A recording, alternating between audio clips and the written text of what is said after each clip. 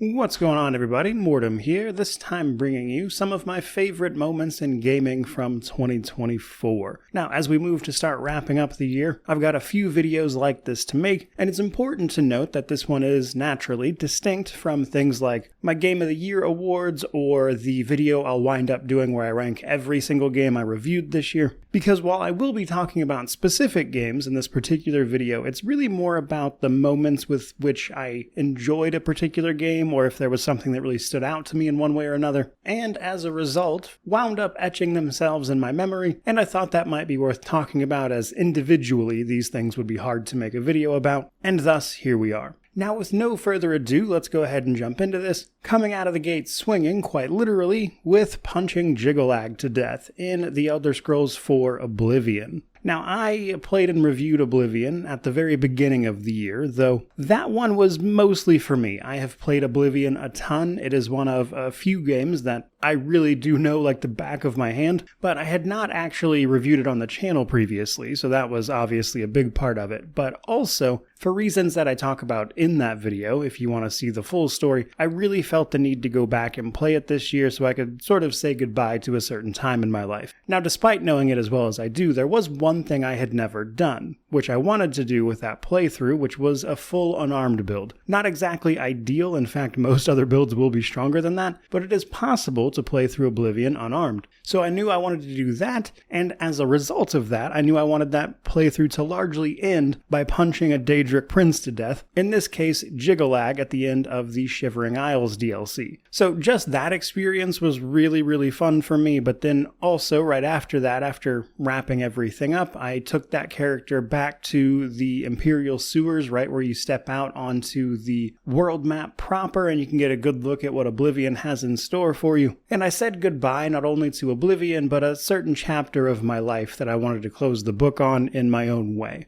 which was a very cathartic experience, and that's why it's on this list. Now, in keeping with the Elder Scrolls, though, one other thing I did that was memorable this year was, in fact, finishing Morrowind finally, as it had gotten a little embarrassing that I had not actually completed that game prior yet, but that's something we also corrected earlier in the year. Now, there's a great many things you could say about Morrowind. It's a great game. And getting to experience a bunch of stuff firsthand, like the conversations you can have with Vivek around certain lore topics and stuff, and how memorable that was, alongside just how grand the story of the Nerevarine really is. But prior to all of that, I had played Morrowind a fair bit. I just never got very far, actually. So I would normally start a character, run around Balmora, and then later Vivek, doing some quests, and eventually I'd get kind of bored and just stop. And that had been my experience with that game multiple times in the past.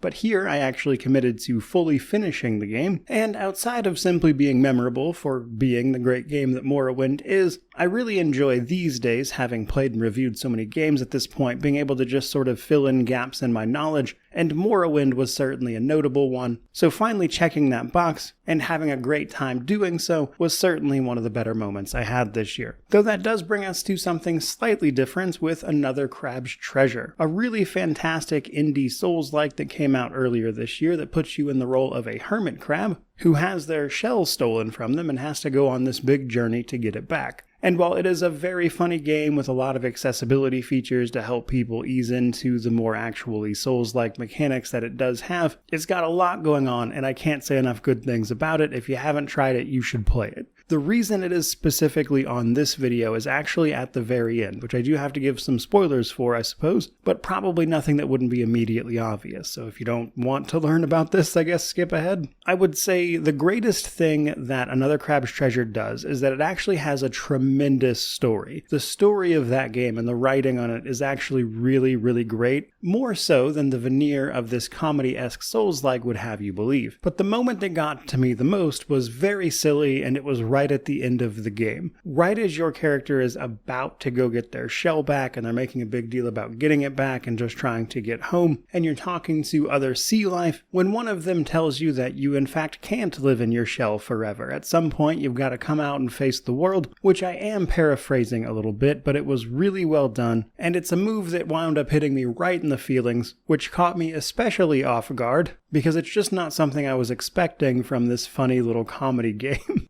And because of that, as silly as this might sound, Another Crab's Treasure was legitimately probably the game that moved me the most this year, which is certainly a lot more than I was expecting from a game that I was mostly just playing for laughs. But that does bring us towards the end of our list, and next up we have basically all of the coverage I did for Pathfinder Wrath of the Righteous this year, including, most notably though, all of the work I put into showcasing the secret ending in a full-length guide, going step by step, but also the big story supercut I finally got around to making for it. Now, if you know anything about the channel at all, you probably know that I have played Pathfinder Wrath of the Righteous extensively and have covered it basically every step of the way. It is the game that allowed me to step into this job full-time, and I have been covering it since it launched, naturally then, all the way back in 2021. But this year, Pathfinder finally got its sort of curtain call, if you will, with both its last DLC being released, but also its final content update just a couple of weeks ago now. And while there will be more patches in terms of just like bug fixing and whatnot, content-wise, that game is done. And knowing that that was going to happen, I was like, well, now's the time to update all of these old videos of mine and kind of cover the things I want to cover. So I spent basically all of June doing just that, putting hundreds of more hours into this game, collecting the footage to do all of that with, including an absolutely massive video,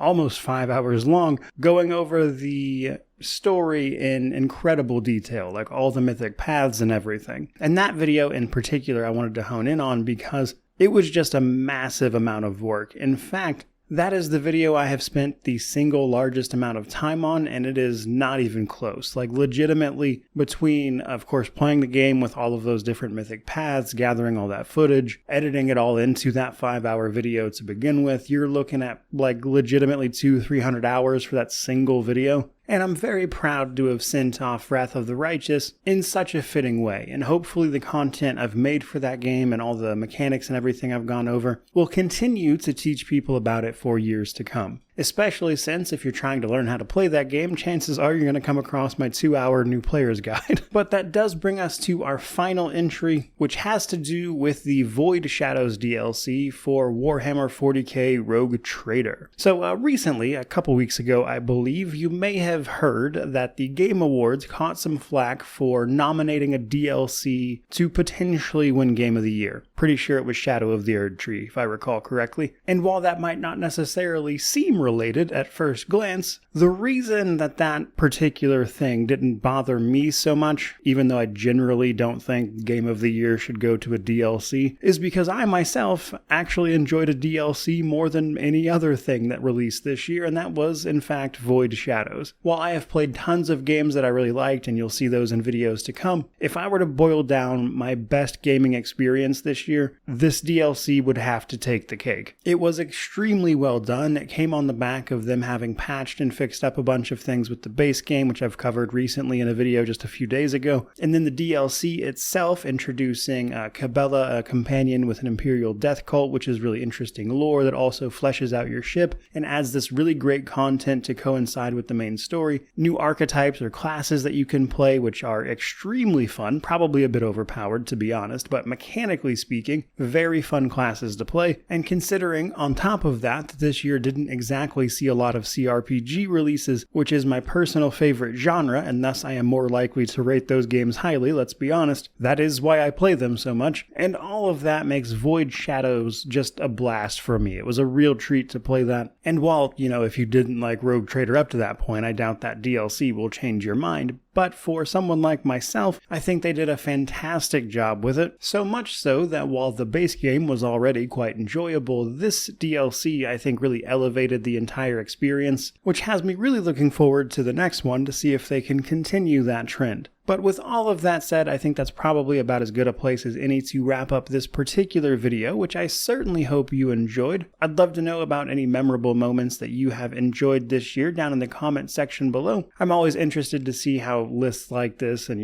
year-end videos where everyone talks about their favorite games and what spoke to them the most and how those things change person to person. I'd love to hear about what those games were for you. So by all means, like, comment, subscribe, all that YouTube jazz. But regardless of any of that, truly, just thank you so much for watching. I really do appreciate it. May you wander in wisdom and have an amazing day.